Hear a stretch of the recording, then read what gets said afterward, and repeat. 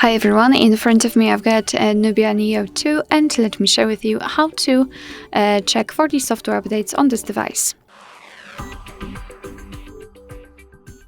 So let's start with opening the settings, and here we have to scroll down to the very bottom to find System and Update.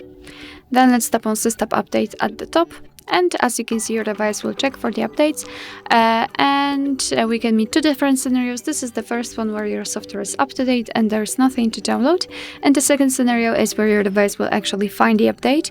It will show you the information about it, what has been fixed, what has been added, and then you will be able to simply tap on download or install.